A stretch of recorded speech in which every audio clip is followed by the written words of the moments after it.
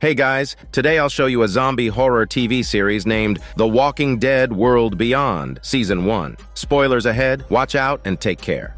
The story takes place in Nebraska 10 years after the zombie outbreak. Most of the walking dead on Earth have dried up into mummies, and the human survivors have established numerous settlements, starting to repopulate. A new generation of young people have grown accustomed to a world overrun with zombies. Hope and Iris, a pair of sisters, grew up in this new world. They lost their mother in the zombie crisis 10 years ago, and their father fled with them to a nearby university campus, gradually establishing a community of 10,000 people named Omaha. Over the years, they discovered two other survivor settlements, Portland and the Civic Republic. For survival, the three settlements formed an alliance, vowing to unite and jointly build a new human civilization against the zombie plague. Now, as Omaha is preparing to celebrate its annual Disaster Memorial Day, the Civic Republic sent Colonel Kublek for a friendly visit to Omaha in an armed helicopter, accompanied by dozens of soldiers armed with bullets. To make a good impression, the security captain, Felix, and his deputy, Huck, went to the border to welcome them. Soon after, Colonel Kublek took the stage to deliver a speech on behalf of the Civic Republic. She highly praised the strategic partnership between the two cities, affirmed the future strengthening of bilateral trade, and promoted regional economic development. After finishing the official talk, she thanked the two sisters because not long ago, their scientist father, Dr. Bennett, went alone to the Civic Republic, advancing human virus antibody research by a significant step. Hope and Iris were now living their life alone, but Dr. Bennett and his daughters had been keeping in touch through fax. Before, Dr. Bennett's messages were always that everything was going well, until this morning, when he suddenly sent a message saying his safety was not guaranteed. Just as the sisters didn't know what to do, two male classmates, Silas and Elton, accidentally discovered their secret. Luckily, they had a good relationship, so they formed a four-person group. That night, the two went to Security Captain Felix for help, but he suggested they hold their ground as the current intelligence was too scarce, and blind action would only make the situation worse. So the sisters left the apartment in a huff, only to run into Kublek on their way home. She heard that the sisters were going to look for their father, and risked being held accountable to give the sisters a top-secret map of a New York lab. It seems that Kublek was deliberately finding a reason for the sisters to leave Omaha. The innocent sisters didn't see this and instead happily went home to sleep.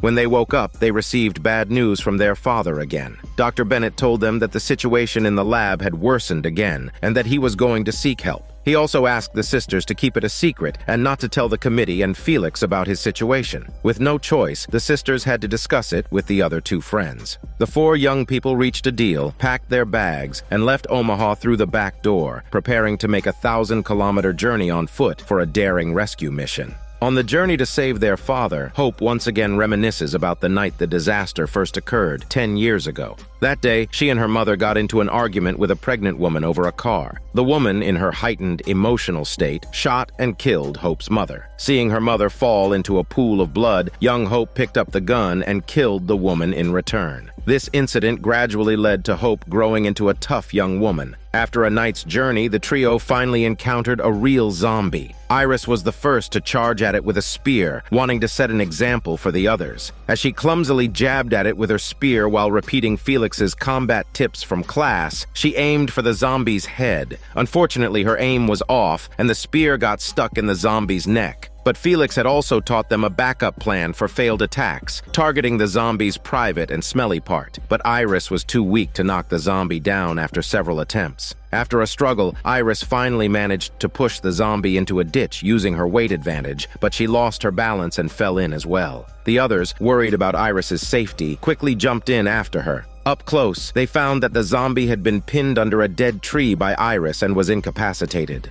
Meanwhile, Hope helped Iris up, asking if her sister was hurt. Iris then picked up her spear again, preparing to deliver the final blow to the zombie, but her nerves failed her. After a long hesitation, she failed to stab the zombie and instead vomited her breakfast onto it. A peculiar smell spread instantly, causing everyone to retreat without finishing off the zombie. Despite the awkwardness, the young people who had faced a real zombie were gaining combat experiences. Afterwards, Felix and Huck discovered that the four had run away from home. They quickly packed their bags to chase after them. But shortly after they left, Colonel Kublek suddenly drew a horde of zombies to Omaha. As Omaha was busy defending itself, she launched a surprise attack and completely overtook the community. Unaware of this, the four are still leisurely resting halfway through their journey. Iris opened a can of peaches, filling her empty stomach while chatting with Silas. Hope, on the other hand, picked up a bowling ball and was amusing herself by practicing her skills using a wooden box. As for the well-dressed Elton, he was photographing a zombie that had been lying on the ground for 10 years, now covered in grass. The grass on the zombie's head was already 2 feet high, but its eyes were still moving, which gave Hope the creeps.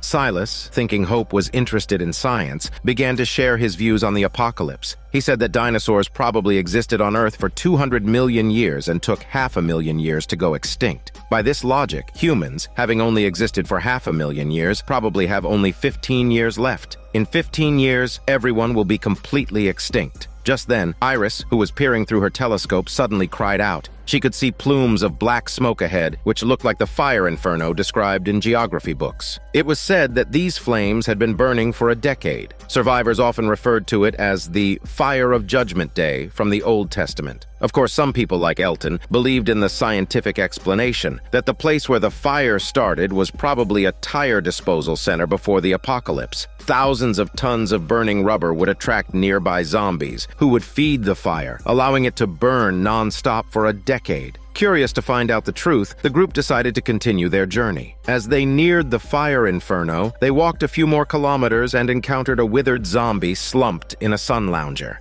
Intrigued, they quietly approached to see if the zombie could still move. Unexpectedly, the zombie's mouth opened, and a swarm of bees flew out, stinging the group. They panicked and scattered for their shitty lives, and another zombie seized the opportunity to lunge at Elton. In a frenzy, Elton sprayed the zombie's face with his homemade spray paint, then fell backwards, landing on his rear. At that moment, Silas, holding a large wrench, stood in front of him, but was too nervous to strike the zombie. Instead, he grabbed Elton, and they made a hasty retreat. The group ran for miles before they managed to shake off the zombies. They found an abandoned cabin nearby to spend the night. To pass the time, the four of them played bowling in the treehouse. In the middle of their game, they heard a zombie's roar. Looking down, they saw the bald zombie that Elton had given a makeover earlier that day. To deal with this zombie, Hope decided to use a bald bowling ball. She aimed for the zombie's bald head and let it fly, but her aim was off, and the bowling ball grazed the zombie's face, taking half of it with it. Unable to find a second bowling ball, the group decided to ignore the annoying zombie. They found a Monopoly game in the treehouse and played until late into the night before going to bed. While everyone else was snoring like a pig, Hope was tossing and turning. Eventually, she got up, lit a stuffed toy with a lighter, and threw it down. As expected, the half-faced zombie was attracted by the light and moved to the side. Hope then climbed down from the treehouse with her spear. However, halfway down, her legs gave out and she fell to the ground, attracting the zombie back. Hope didn't dare to attack the zombie and kept retreating. Suddenly, she stumbled into a pit and both she and the zombie fell. In the crucial moment, Hope grabbed the edge of the pit and stepped on the zombie's hairy chest, using it as leverage to climb back up. Seeing the zombie trapped in the ditch behind her, Hope packed up her stuff and went back to the treehouse to sleep. The next morning, the group finally approached the fire inferno. Zombies were wandering everywhere. Realizing that moving forward would be perilous, the group found a tennis court and started to discuss strategies. After studying the map carefully, they discovered an airport nearby. They planned to use the airport's wire fence to avoid most of the zombies and successfully pass through the fire inferno. Meanwhile, Felix and Huck found the zombie that Iris had knocked over, and they tirelessly started tracking it. Eventually, they reached the place where everyone had rested the night before. Felix wanted to keep tracking, but Huck was worried about her health. She insisted they find a room and stay for the night. As the sun rose the next day, Felix quickly woke Huck and they resumed their journey. As for the children they were looking for, they had used the morning fog as cover and quietly rushed into the zombie-infested area. Taking advantage of the terrain filled with buses, they successfully moved a few hundred meters without being discovered by the zombies. Just as they were about to reach the airport entrance, the thick fog gradually dissipated, and the zombies traced their bad smell and immediately surrounded them. The group had to sprint and finally finally found a place with a door to squeeze into, firmly shutting the door behind them. After catching their breath, they started to quietly observe their surroundings, only to find the area was filled with burning tires. Clearly, they still had a long journey to cross the fire inferno. After observing with binoculars for a while, Elton suggested a reliable escape plan. If one person could run to the roof and sound the tornado siren, it could attract the attention of most zombies. The others could then pass safely, but the one who sounded the alarm might have to make a sacrifice. Iris immediately objected to his plan, unwilling to risk any of their comrades. Hope stepped in to comfort her, then urged everyone to rest. They would discuss the matter further the next day. However, that night, Hope got up alone and walked into the distant firelight. It was clear she intended to be the bait and sacrifice herself. Iris was suddenly woken up by the sound from the radio. She looked up, only to find that her sister was missing. At this moment, Hope had already moved to the building with the alarm, using the radio to call Iris, asking them to cooperate with her to pass through the area. The two boys also woke up one after the other. Hearing that Hope was doing what they wanted but didn't dare to do, they felt ashamed. Iris, who cared about her sister, wanted to go and save her right away. But Hope told them that she had smeared herself with zombie blood to get into the building and had lured many zombies out in the process. Coming to her now would be suicidal. She would sound the alarm shortly to draw the zombies away. All they needed to do was to run forward, which would be the best reward for her. After saying this, she was going to turn off the radio and start climbing the building. Before she left, she asked Iris for a smile, and Iris gave her sister a good post. After that, the three of them started to pack up and prepare for the journey. Silas, despite being the tallest and strongest, was scared enough to wet his pants. To avoid a direct confrontation with the zombies, he took everyone's luggage and walked at the very back. He thought that he wouldn't have to fight this way, but he hadn't walked far when a zombie darted out from the dense fog like a frog. The terrifying zombie instantly reminded him of the horrifying experiences when the zombie virus first broke out.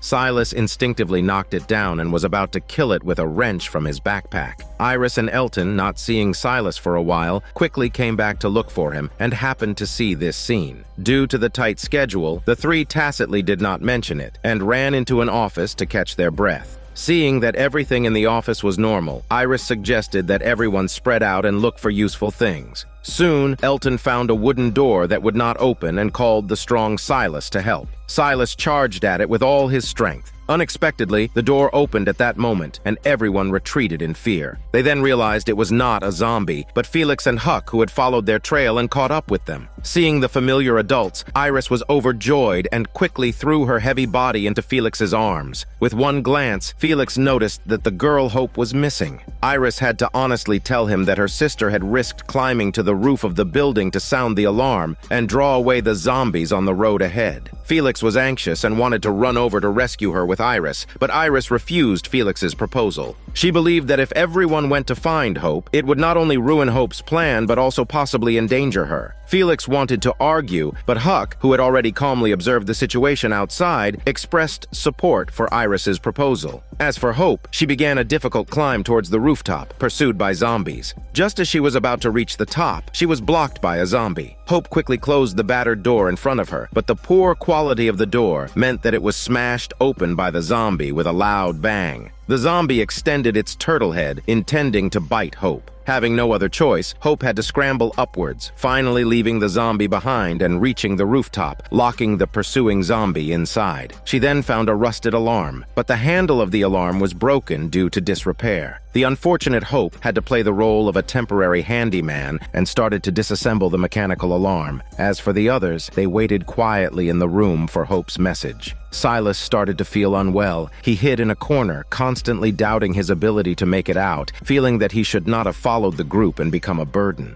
Iris quickly ran over to comfort him. However, Silas was lost in his horrible past memories of being bullied and looked down upon by his classmates. At the critical moment, Hope's voice finally came from the radio. She told everyone she was repairing the alarm. Felix quickly took the radio, trying to press Hope for her location, but Hope ignored him and simply told everyone to run hard towards the exit once the alarm went off. She would find a way to catch up. Before setting off the alarm, she asked Iris for a smile as usual, and Iris gave her the middle finger in return. Not long after, the alarm went off, and the zombies began to gather. Everyone took the opportunity to run out of the room, charging all the way. Occasionally, a zombie would notice them, and Felix would easily chop it down. After completing the mission, Hope also began to descend the building using the external ladder. Because she was too hurried in her descent, she twisted her ankle and had to limp towards the exit. The horde of zombies quickly discovered her. At the critical moment, she spotted a fuel tanker leaking oil ahead. She ran quickly over the oil-soaked area and threw a lighter to the ground. Instantly, a wall of fire erupted in front of her, turning the zombie horde into a delicious barbecue.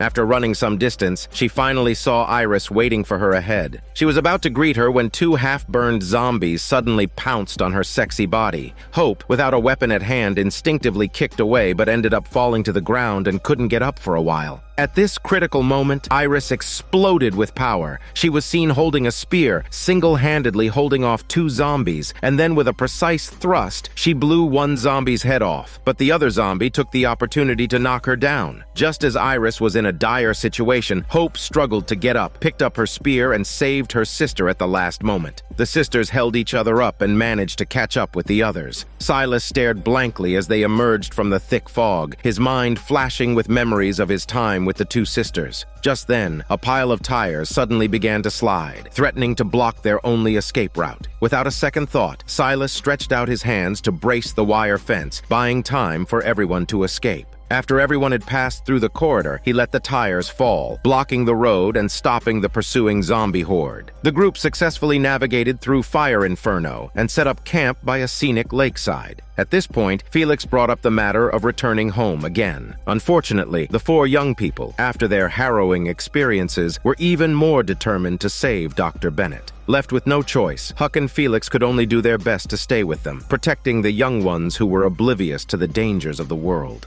After getting some rest, the group continued on their journey. The relationship between Iris and Silas also progressed dramatically. She tenderly helped Silas bandage his wounds, and Silas gently draped a blanket over Iris's back. Everything seemed so perfect. Meanwhile, Colonel Kublek, who had just ordered the massacre of all residents of Omaha, had returned to her home. As she was enjoying a coffee break, a soldier knocked on the door to visit. Although he had carried out Kublek's orders, he couldn't understand why they had to slaughter their own kind. Kublek then turned on the gas stove and all other modern appliances and patiently explained to the soldier. Their city, Civic Republic, had medicine, weapons, power, parliament, courts, schools, manufacturing, and law. It was the cornerstone of human civilization's revival and the last light in this world. The existence of other bases was a threat to their survivors, so rather than letting them strike first, it's better to preemptively strike. But the soldier couldn't understand his theory and prepared to leave with a gloomy face. Unexpectedly, as soon as he opened the door, two military policemen were waiting. Obviously, Kublek had already considered him as a threat that needed to be removed at any moment. But when the soldier was taken away by the military police, Kublek inexplicably felt sad. Although she had all the entertainment facilities in her house turned on, tears uncontrollably trickled down.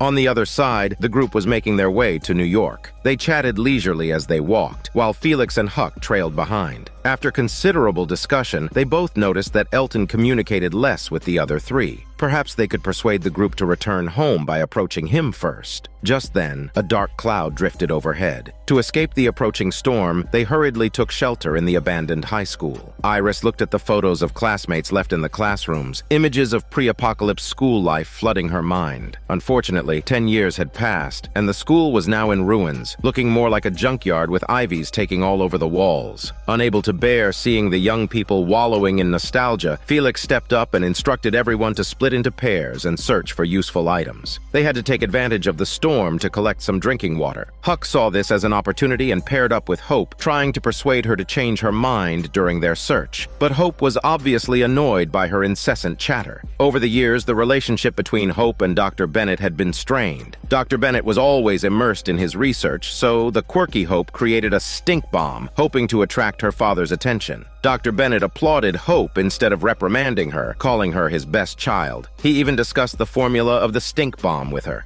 Meanwhile, Felix paired up with Elton, and they headed to the school's chemistry lab. They found plenty of plastic bottles for water storage. Suddenly, they heard a zombie's roar from outside. On going out, they saw bloody zombie tracks on the ground. Felix quickly tried to warn the others via walkie-talkie, but it had mysteriously stopped working. Under the oppressive presence of zombies, Elton started to panic, and Felix seized the opportunity to urge him to return home. Elton responded that he would consider it. Following the bloodstains, they came across a classroom filled with bones, clearly not the work of zombies. This suggested the school harbored unknown dangers. The experienced Felix quickly retreated with Elton, intending to regroup with the others. At the same time, Iris and Silas encountered a few scattered zombies in the gymnasium. Fortunately, the zombies were trapped in a room and couldn't get out. Still, Iris tried to alert Felix with her walkie-talkie and discovered it was malfunctioning. With no other choice, the two searched the gymnasium, and Silas found several cans of delicious soda under a seat. They opened 2 cans and started drinking. Iris felt cheerful and borrowed Silas's music player, listening to some retro tunes and dancing the tango in the gymnasium.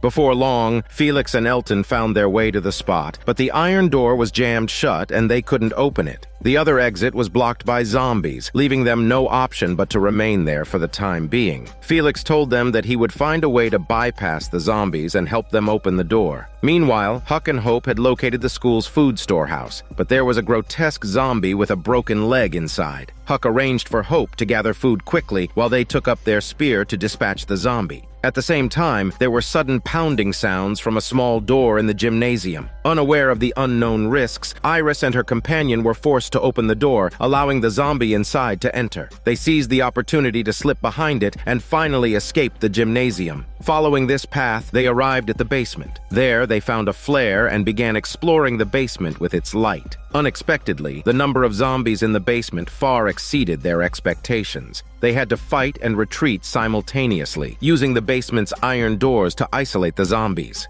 To their dismay, each room contained several zombies, and the iron door that could provide an escape wouldn't open. Silas tried to open it, but, upon failing, resorted to bare muscle wrestling with the zombies. In a life-or-death moment, Silas fell ill again and managed to forcefully knock down a zombie, smashing its head into a pulp. It's then revealed that he had once sent a classmate to the hospital in middle school. From then on, teachers and classmates kept their distance, causing Silas to develop a timid and self-defacing character. By this time, Felix, who had gone around another way, finally regrouped with Huck and the others. Using his lock-picking skills, he opened the sealed door. After killing the surrounding zombies, he managed to stop the frenzied Silas. This harrowing experience made Elton realize his own weakness. Therefore, he willingly sided with Felix and began trying to persuade everyone to return. Silas, who had fallen ill, hid alone without saying a word. Iris walked over to comfort him and learned that over the years, classmates had isolated Silas with rumors, saying that he had killed his own parents during a bout of madness.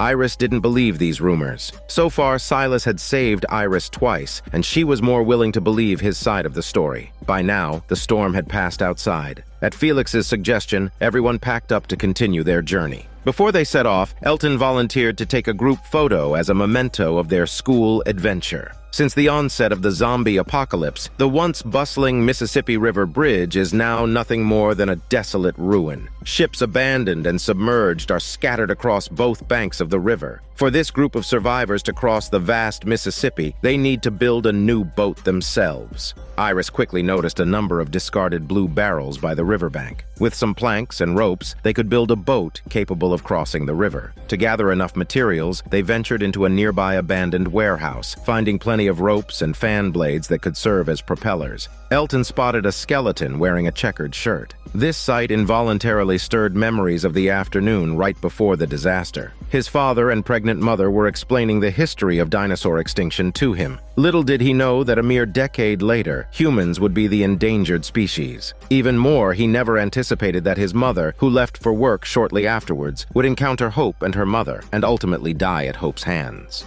While Elton was lost in his memories, the others had already gathered most of the materials for the boat. To power the boat, they even found an antique steam engine and promptly began to assemble the boat. However, after putting the boat together, they realized that merely burning wood couldn't meet the startup conditions for the steam engine. At this moment, Elton remembered the large stock of nail polish in the warehouse. This stuff was flammable and explosive. Perhaps a few barrels could be of use. With that, he and Silas returned to the warehouse to find nail polish. Meanwhile, Felix decided to take Iris to another warehouse to see if they could find any fuel. Unexpectedly, the clear sky began to thunder and flash with lightning. A bolt of lightning struck the power pole next to the warehouse, damaging the warehouse door and releasing a group of howling zombies. Sensing trouble, Felix quickly ushered Iris to run back. Meanwhile, Huck and Hope, who were left on the shore, were not idle either. They had been tinkering with the steam engine. Unfortunately, they just filled the area with thick smoke, unable to get it to operate stably. Just then, the two parties who went out to find fuel returned. Unlike Felix, who came back empty-handed, Elton and Silas managed to get a few barrels of nail polish. They poured them into the steam engine, which started running smoothly. However, their joy was short-lived as the belt of the steam engine fell off. Now that the steam engine was installed on the small boat, the gap in the middle was not big enough for a normal person to squeeze in. At this point, the zombies that had been released by the lightning were also catching up. To protect everyone, Felix used the fishing line he found and tied it around nearby trees, successfully creating an invisible net. The unintelligent zombies fell for the trap, with the majority of them being stopped by the fishing line, but a few still managed to sneak around from both sides. Luckily, Hope and Iris, the two sisters, rushed over to help Felix hold the zombies back, giving Felix the opportunity to strike them down one by one. At the same time, Elton made his contribution to the team. On the day of the disaster, his father had locked him in a box for several days, which led to his claustrophobia. But to ensure the survival of the group, he made up his mind to challenge his own weakness. He stooped to crawl under the boat, and sure enough, he found the fallen belt. It only took him a few minutes to fix it, but when he was ready to come out, he found himself stuck. Elton started shaking, with terrifying childhood memories surfacing in his mind. Fortunately, Felix and the others rushed back. They pulled him out together using their combined strength. Not far away, a group of zombies was swaying towards the river. Without time to pack up, everyone rushed to the stern of the boat, trying to push it into the water. To their dismay, despite their efforts, the boat didn't budge an inch.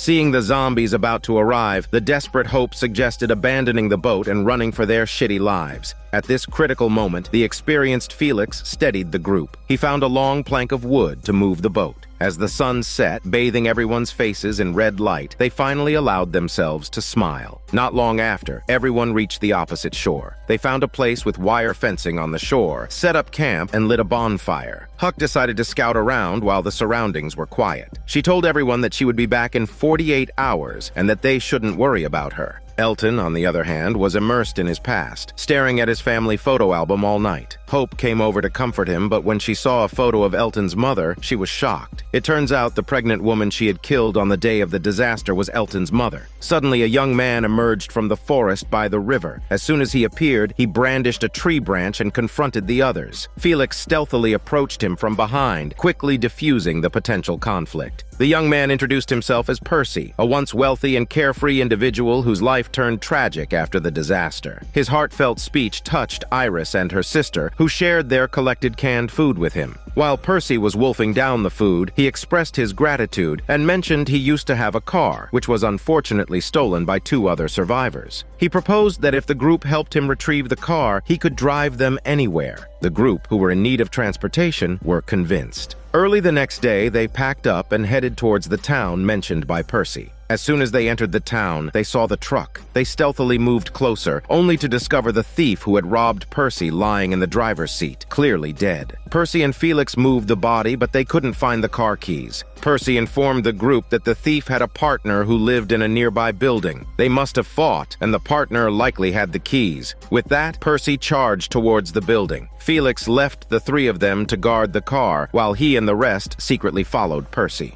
At the building entrance, Felix was peering through a hole in the door when the door opened from the inside. It was Percy, who had entered from the back door. Felix assigned two people to guard the entrance, while he and Percy split up to search for their adversary inside the building. After waiting by the car for some time without any sign of the others, Iris grew worried. She left Silas by the car and went to the back door to assist her comrades. Unexpectedly, upon entering, she heard footsteps approaching. Iris prepared to attack, but then realized it was Percy. To avoid avoid friendly fire, Iris proposed they stick together. However, a zombie suddenly reached out from the next room, attempting to join the fray. Ignoring it, Percy and Iris quickly ascended the stairs. On the second floor, they burst into a room and found a still-burning cigarette butt, indicating a hasty departure. After a quick search, they found the car keys on a couch. Just as they were preparing to return to the car, Percy noticed his luggage in a room. He asked Iris to go downstairs first while he retrieved his belongings. Halfway down the stairs, Iris heard a gunshot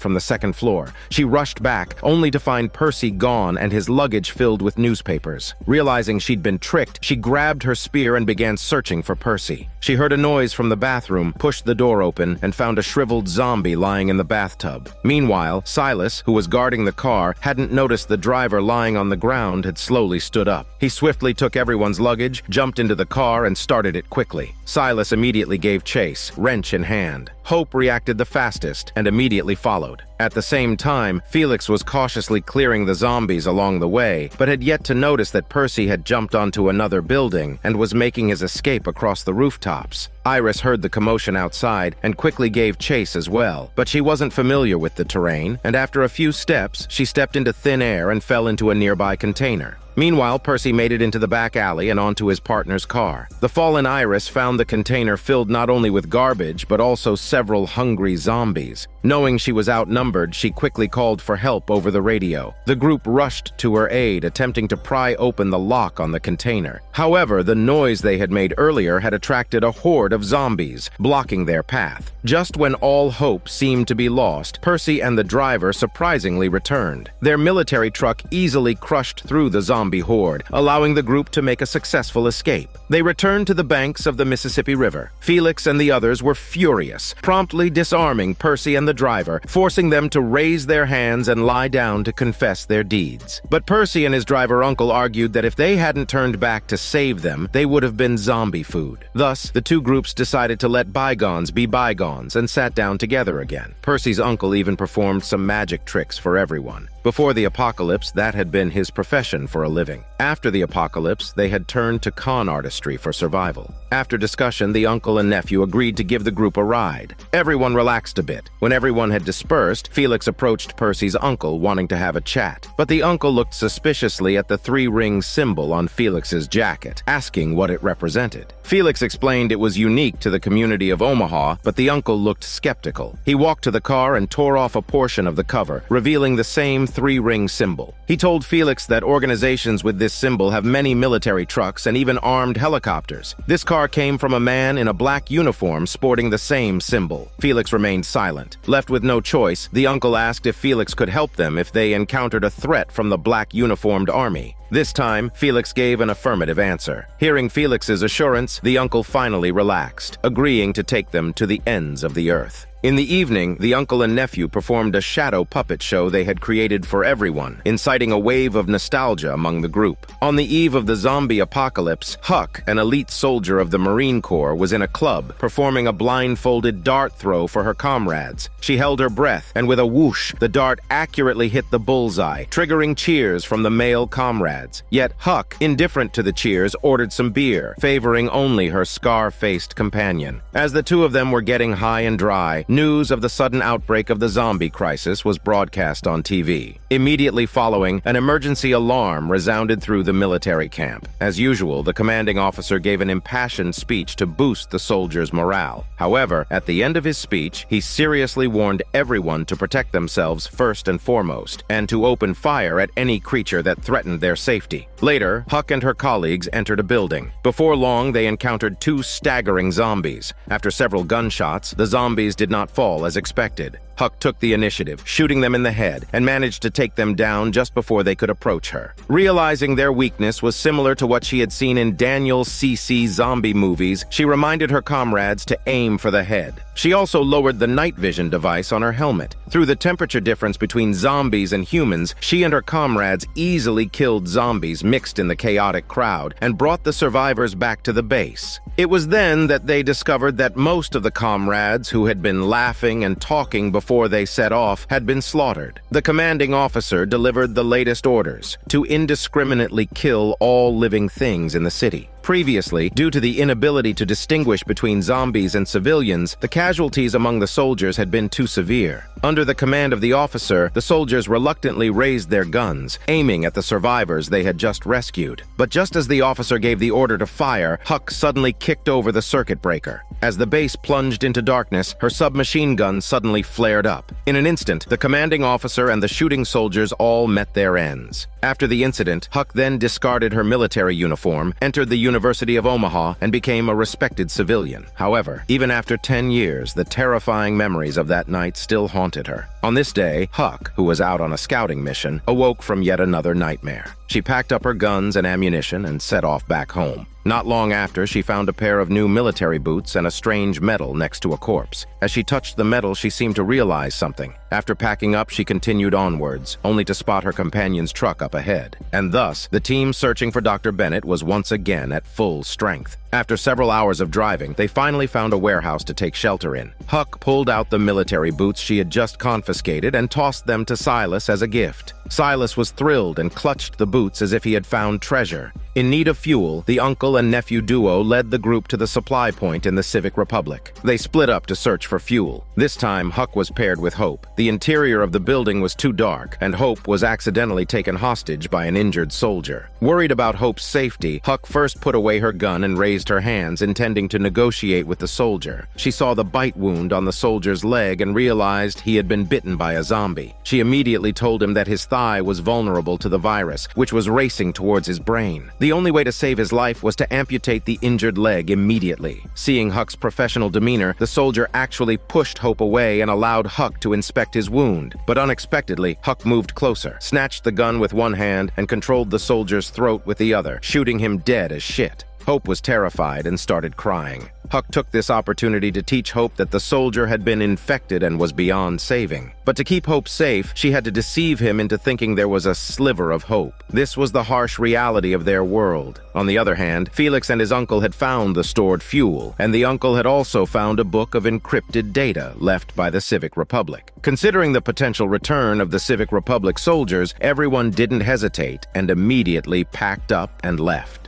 By the time they set up camp for the night, Percy couldn't contain his feelings and clumsily expressed his hormone desire to date Iris. Watching from afar, Silas was filled with resentment. Being overweight and not attractive, he didn't feel he had much to compete with Percy. Later, a frustrated Hope sought consolation from Huck, who told her that it was okay to make mistakes. As long as they recognized them and corrected their behaviors in the future, everything would get better. Meanwhile, Iris arrived at the agreed meeting place as promised. She was deeply touched when she saw the art background that Percy had prepared using classic art pictures, and she immediately took a seat. To her surprise, she had fallen asleep waiting for Percy, who never showed up. Sensing something was wrong, she walked into the uncle and nephew's room, only to discover that Percy's uncle was lying in a pool of blood. Iris quickly cried out for help. Felix quickly spotted a figure hiding in the pantry nearby. He swiftly drew his gun and cautiously opened the large pantry door, only to find a faint Silas inside. Based on the clues at the scene, Felix suspected that it was Silas who had murdered Percy's uncle. After they buried the uncle, they locked Silas in the yard and returned to the room to discuss what to do with him. Felix and Huck both believed that Silas was the murderer. Despite searching, they hadn't found any evidence of a third party's involvement. Silas's wrench was stained with the uncle's blood, and it was highly possible that Silas had committed a murder in a fit of rage. However, Iris and Elton disagreed. They pointed out that Percy and his uncle were fraudsters who likely had many enemies, and it could have been one of these enemies who killed the uncle and framed Silas. They also argued that Silas had no motive for murder. Huck, however, claimed to know the motive and immediately rushed out to the yard, dug through Silas's belongings, and found a portrait of Iris. It seemed that Silas had been secretly in love with Iris, which made his motive a crime of passion. While Felix and Huck were discussing whether to send Silas back to Omaha, Elton instead went to stand by Silas, telling him that he firmly believed in his innocence. But Silas kept silent, lost in his painful past memories. In Silas's memory, his father was always a terrifying figure, often coming home drunk and physically abusing his wife and child. Once, Silas was forced to retaliate and hit his father with a picture frame, then lost control and beat his father to a pulp. Suddenly, the doorbell rang. Silas quickly went to answer it and found that it was his neighbor who had heard the noise and had come to check. She asked Silas if he wanted to take shelter in her house, but he denied it, indicating that they could handle their own family matters. The neighbor left, and when Silas turned around, his father was gone. He rushed upstairs only to find his father convulsing with his back turned. Silas quickly apologized, but when his father turned around, his face was swollen and blue, and he had turned into a zombie, lunging towards Silas. Silas quickly pushed his father away and grabbed a table lamp to defend himself. But looking at his unsteady father charging at him, he couldn't bring himself to strike. With no other choice, he retreated to his room, locked the door, lay down on the floor, put on his headphones, and drowned out the sound of his father's knocking with loud music. Under the cover of the blasting tunes, Silas finally couldn't hear his father's knocking, and he began to escape from reality.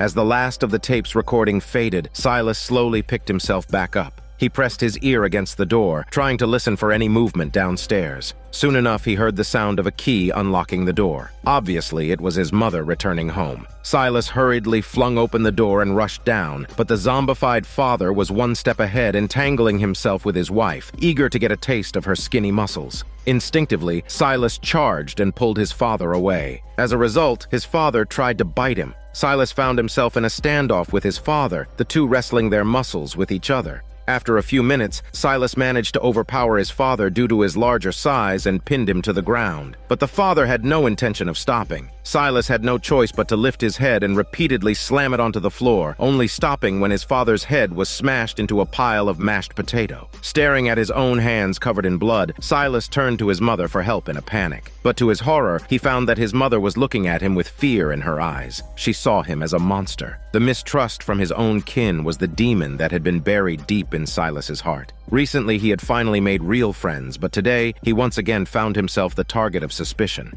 After Elton left, a wandering zombie suddenly noticed Silas and began charging at the fence, eager for a late-night snack. At this point, Silas, feeling utterly hopeless, did not cry out for help. As he watched the zombie break the fence and crawl towards him, Silas decided to close his eyes and wait for death. But at the crucial moment, Hope suddenly appeared. She took down the zombie and then asked Silas why he hadn't called for help. But Silas didn't answer her, instead asking why she had saved him. Hope just said that too many people had already died in the zombie apocalypse, and now she didn't want to see any of her friends meet their end. After saying this, she ran to the side of the wall to start repairing it. The next morning, Iris took the artwork from Silas's belongings and came to him for clarification. But Silas didn't explain a thing. He just smiled at Iris and said the paintings were truly beautiful. She wanted Silas to tell her that he hadn't killed anyone. But then Silas suddenly stood up, having freed himself from his restraints. He calmly told Iris that he had broken free the night before. He had stayed all this while just for her. Not wanting to see Iris in agony, he confessed to killing Percy and his uncle. At the same time, he told Iris that he had once beaten his father to death. After saying that he would always remember her, he turned to leave. Upon hearing the news of Silas's departure, everyone was at a loss for what to do. But Elton declared that he would bring Silas back. He couldn't allow Silas to bear the burden of guilt his entire life. Before leaving, Elton found Hope to bid her farewell, stating that during this journey he would also search for his long-lost mother. To prevent Elton from taking such a risk, Hope confessed to him that on the night of the catastrophe, a firearm accidentally discharged, causing her to kill Elton's parents. She even produced his mother's pendant as evidence. Elton was devastated by her revelation. He never imagined that his lover was the one who murdered his mother. Picking up his luggage, he left in a daze. But as soon as he stepped out of the door, he tripped on the steps. In front of him was a skinny zombie, immobilized and serving as nourishment for the vines. He stared blankly at the zombie, seeing a reflection of his own disheveled state.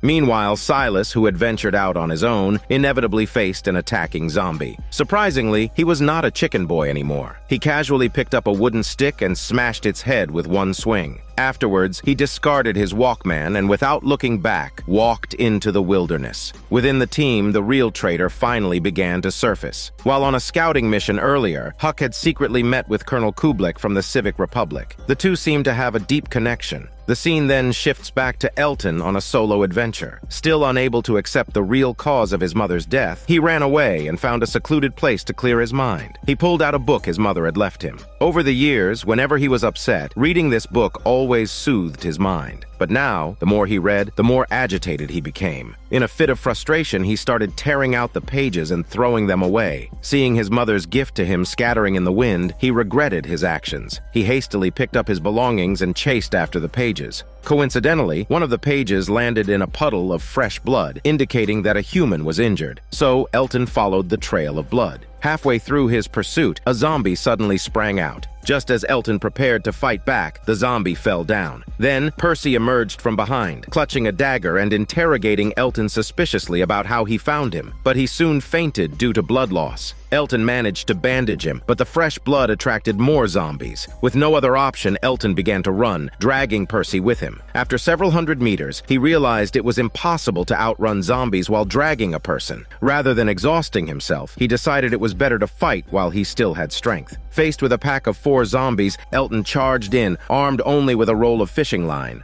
He sent the closest one flying with a swift kick, then twirled the fishing line around 2 others. It didn't take long for these 2 to lose their balance and tumble to the ground. As the final zombie lumbered towards him, Elton picked up a large wrench and quickly turned the zombie's head into a pulpy mess. After Elton left, only 4 people remained in the team. Encountering zombies in the middle of the night, they had to fight a bloody path through. Felix tried to cover the retreat of the others, but got his left foot scratched by a wire. Despite the pain, he continued to move forward until dawn. Just then, the 4 found an abandoned villa and took a rest. After being bandaged, Huck told Felix that his wound was deep and he might not be able to keep up with the group. She suggested that she and the 2 girls should go ahead, while Felix should stay behind to recover. Felix, not wanting to hold back the group, agreed without hesitation. Little did he know, his foot injury was not caused by a wire, but by Huck stabbing him in the chaos of the previous night. It turns out, her goal was to get rid of Felix and deliver the 2 girls to Colonel Kublek on her own.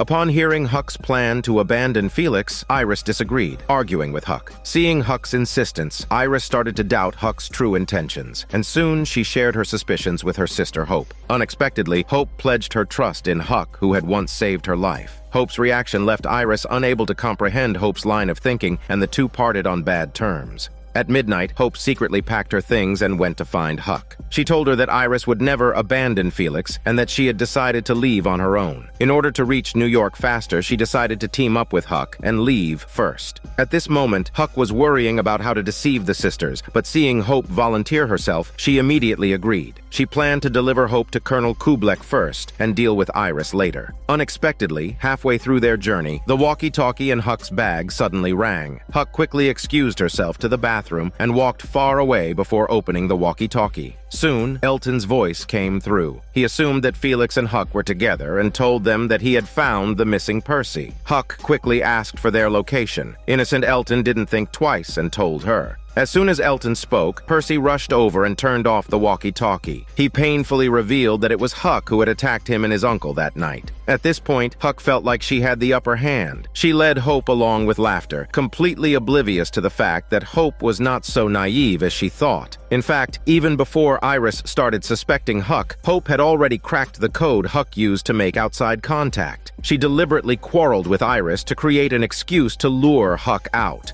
Along with her, she took Felix's backup gun, planning to find a secluded spot to interrogate the undercover Huck. After they had walked a few miles, Hope intentionally lagged behind and casually pulled out her gun, indicating she wanted to have a heart-to-heart with Huck. Huck, however, believed that Hope would not dare to shoot, so she brazenly provoked Hope using her deceased mother. But Hope fired a shot at the ground, warning Huck that if she didn't confess, the next bullet would blow her greasy head off. Having no choice, Huck raised her hands in surrender, admitting she was a spy from the Civic Republic and had lured them out to kidnap the 2 sisters. Unfortunately, the sound of the gunshot had attracted a horde of zombies that gradually surrounded the 2.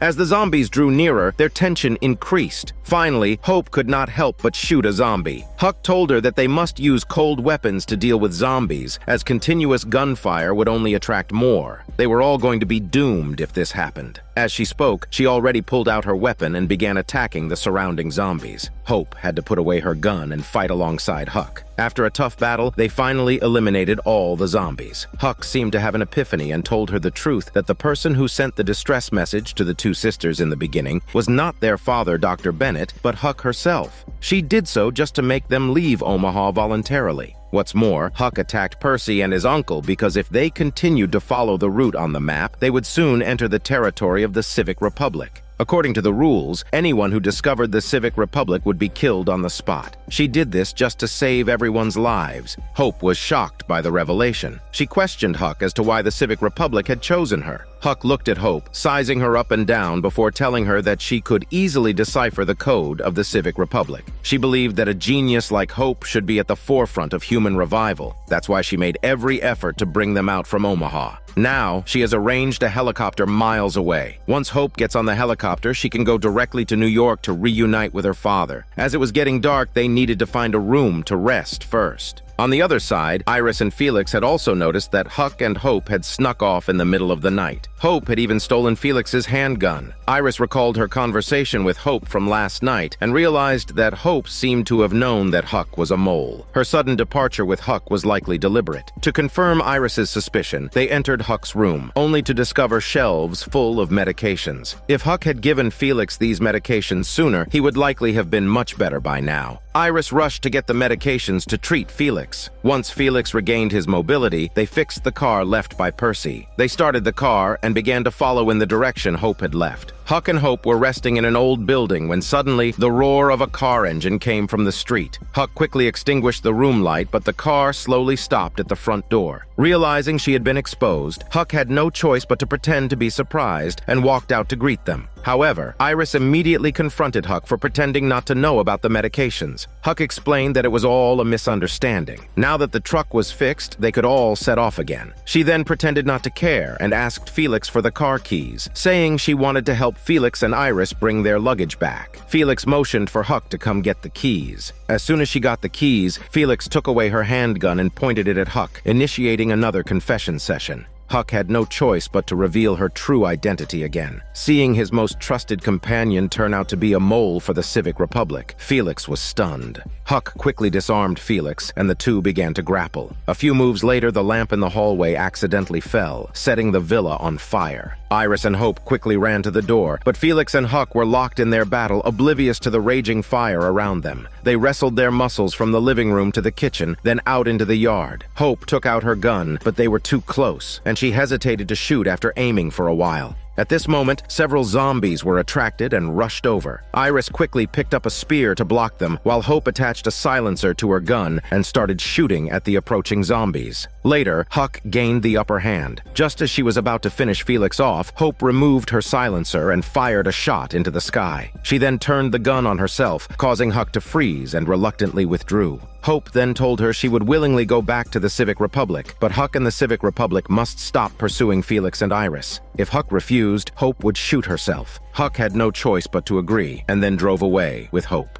The next morning, they arrived at the helicopter landing site. Colonel Kublek came personally with a team to greet them. Along the way, she kept brainwashing Hope, telling her she would soon meet her father. As for Iris and Felix, they had no choice but to hobble back on their own. As they walked, a group of people emerged from the fog, including a man wearing a hat who was Hope's good friend. Meanwhile, Silas, who had left on his own, was roasting a rabbit next to an abandoned warehouse. When it was done, he wrapped it up and started feasting in the warehouse. But the grill accidentally fell to the ground, creating a cloud of black smoke. Elton, who was pulling Percy back in a cart, saw the smoke and rushed over. He was thrilled to finally see his good friend and introduced Percy in the cart with excitement. With the presence of Percy, Silas was finally exonerated, so the three decided to return and expose Huck. But before they could act, a troop transport vehicle from the Civic Republic visited, obviously attracted by the smoke. The trio quickly packed up and fled, but despite their best efforts, they couldn't shake off their pursuers. Silas told them he knew a secret passage that could lose their pursuers. He led everyone into a frantic run until they reached a wire fence. Percy couldn't hold on any longer. His wound kept bleeding, leaving a trail, and he didn't want to drag the other two down. But Silas insisted that he wouldn't abandon his companions. He opened the wire fence and let Percy and Elton go first. He then closed the gate, threw his luggage over, and cut his wound with a knife, running in the opposite direction. It was clear he was sacrificing himself to divert the enemy. To avoid Silas's sacrifice being in vain, Percy and Elton tearfully continued on. Silas ran for half the night, but was eventually surrounded by soldiers from the Civic Republic. He had no choice but to raise his hands in surrender, and here ends Season 1 of this drama. This is Daniel CC Movie Channel. Stay safe and enjoy your day.